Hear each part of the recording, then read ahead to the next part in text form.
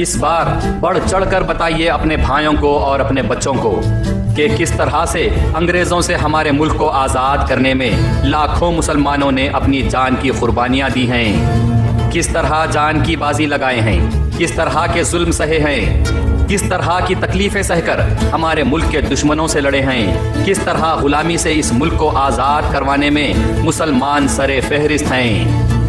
किसी ने ताकत से, तो किसी ने अपने कलम से, तो किसी ने तलवार से, तो किसी ने धन दौलत से, तो किसी ने अपने मंसूबे और मशवरों से।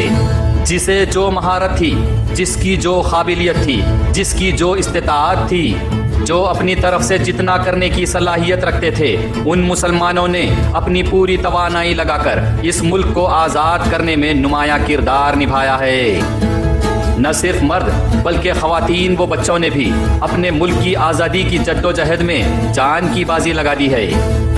लाखों में से उस वक्त के मशहूर करीब 225 मुसलमान ख़वातीन के नाम हिंदुस्तान की तारीख़ में आज भी दर्ज हैं, जिन्होंने हमारे मुल्क हिंदुस्तान की आज़ादी के लिए अहम किरदार निभाया है।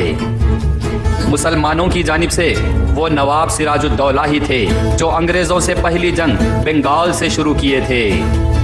अंग्रेज़ों के खिलाफ जंग करने और लड़ने की हिम्मत सबको उस वक्त मिली जब एक मुसलमान नवाब हैदर अली ने मैसूर से अंग्रेज़ों को पछाड़ा था। नवाब हैदर अली के बाद इनके बेटे टीपू सुल्तान ने दोबारा अंग्रेज़ों पर यलगार किया था।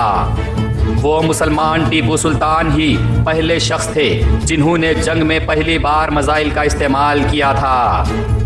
वो मुसलमान शहंशाह औरंगजेब ही थे जो सबसे पहले 1686 में अंग्रेज़ों को उनकी ईस्ट इंडिया कंपनी छोड़कर मुल्क से चले जाने कहा था।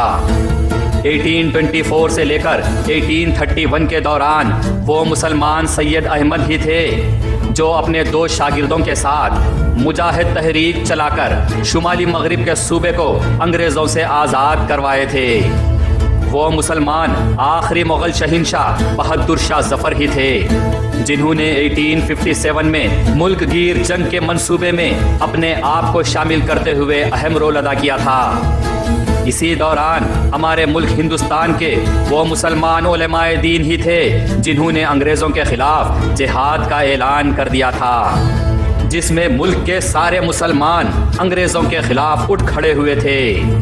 इसी दौरान करीब 5 लाख मुसलमान शहीद हुए थे, जिसमें करीब 5000 उलमाए दीन की शहादत भी शामिल है। 1905 में वो मुसलमान शेखुल इस्लाम मौलाना महमूद हसन और मौलाना उबैदुल्ला सिंधी ही थे जिन्होंने तमाम हिंदुस्तानी रियासतों को अंग्रेज़ों के खिलाफ मुत्तहिद करने के लिए रेशमी रुमाल तहरीक शुरू की थी। 1942 में क्विट इंडिया मूवमेंट का मंसूबा बनाने वाले वो मुसलमान मौलाना अब्दुल कलाम आज़ाद ही थे। लंदन की राउंड टेबल कॉन्फ्रेंस में अंग्रेज़ों ने मुसलमानों के तमाम मुतालबात मानकर दलितों को नज़रअंदाज करने का लालच दिया था और उस वक्त उस कॉन्फ्रेंस में अंग्रेज़ों के खिलाफ उठकर खड़े होने वाले और दलितों को अकेला नहीं छोड़कर उन्हें साथ लेकर चलने का ऐलान करने वाले वो मुसलमान मौलाना मोहम्मद अली जौहर ही थे। अंग्रेज़ों के खिलाफ अपना कलम इस्तेमाल करने वाले, सहाफ़त के ज़रिए अंग्रेज़ों के खिलाफ मुहिम चलाने वाले वो सबसे आगे मुसलमान मौलाना आज़ाद ही थे। आज़ादी के लिए शहीद होने वाले वो पहले सहाफ़ी वो मुसलमान मौलाना बाकर अली ही थे। अंग्रेज़ों को माली हालात से कमज़ोर करने के लिए शाहजहांपुर में चलती ट्रेन से अंग्रेज़ों के तिजोरियों पर हल्ला बोलने वाले वो मुसलमान मोहम्मद अशफाकुल्लाह खान ही सरे फहरिस्त हैं जिन्हें अंग्रेज़ों ने पकड़कर फांसी की सज़ा देते हुए शहीद कर दिया। मोहम्मद अशफाकुल्लाह खान को फांसी देने से पहले जब उनकी आखिरी ख्वाहिश पूछी गई तो उन्होंने कहा था, मेरे कफन में मेरे साथ वतन की मिट्टी रख देना। वो मुसलमान ही थे जो मरने से पहले और मरने के बाद भी अपने मुल्क की मिट्टी पर मर मिटे। महात्मा गांधी जी को दूसरी जिंदगी देने वाले वो मुसलमान बतक मियाँ ही थे जिन्होंने 1917 में गांधी जी को जहर देकर मारने की अंग्रेज़ों की साजिश को नाकाम बनाया था। आज़ादी के जज्बात को इनकलाब जिंदाबाद का नारा देकर उजागर करने वाले वो मुसलमान हसरत मोहानी ही थे, जिसके नारे को 1929 में भगत सिंह ने बखूबी इस्तेमाल किया था।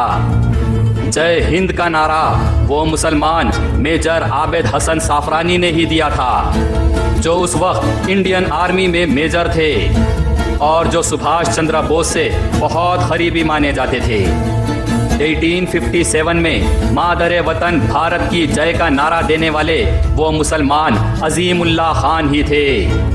अंग्रेजों भारत छोड़ो, क्विट इंडिया ये नारा देने वाले मुसलमान यूसुफ मेहर अली ही थे। सिमन गो बैक का नारा देने वाले मुसलमान भी यूसुफ मेहर अली ही थे।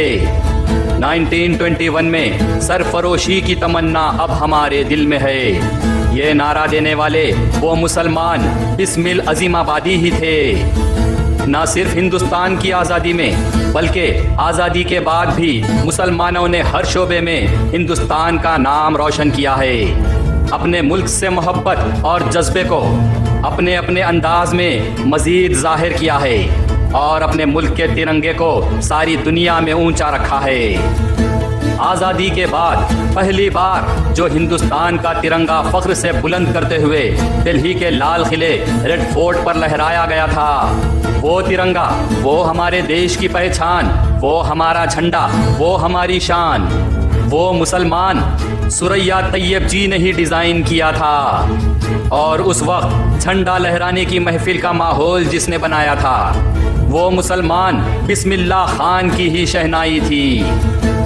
1946 के सेंट्रल इलेक्शन में जब डॉक्टर B.R. अम्बेडकर हार गए थे, जब अपनी एक सीट देकर B.R. अम्बेडकर को जिसने कामयाबी दिलवाई थी, वो बंगाल की मुस्लिम लीग ही थी। आज़ादी के बाद वो तराने, वो गीत जो आज तक भी गाए जाते हैं, जो न सिर्फ हिंदुस्तान बल्कि सारी दुनिया की जुबान पर हैं, वो मुसलमानों ने ही दिया है।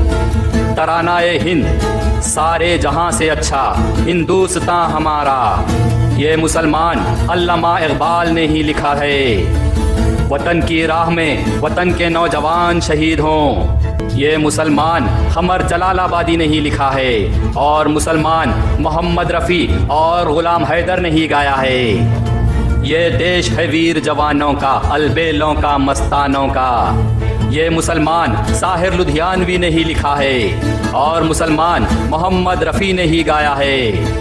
इंसाफ की डगर पे बच्चों दिखाओ चल के, ये देश है तुम्हारा, नेता तुम ही हो कल के, ये मुसलमान शकील बदायूनी ने ही लिखा है और मुसलमान नौशाद ने ही म्यूजिक दिया है।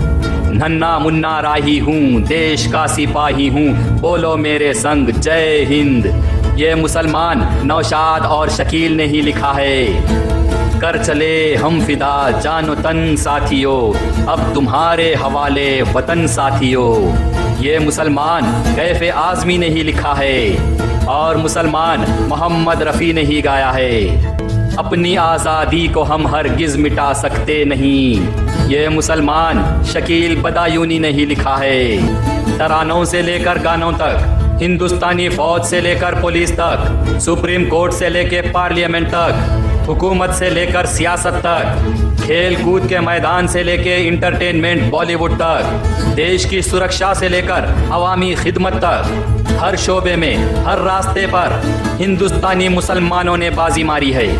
हिंदुस्तानी मुसलमान ही आगे रहे। हिंदुस्तान का मुकाम, हिंदुस्तान का रुतबा व पहचान सारी दुनिया में आला मुकाम पर बनाए रखा है मुसलमानों ने।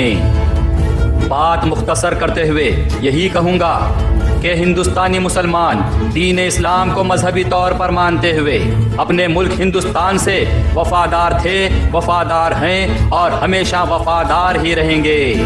अपने मुल्क, अपने देश के लिए अपनी जानों को कुर्बान करते आए, कर रहे हैं और आइंदा भी करते रहेंगे। जय हिंद।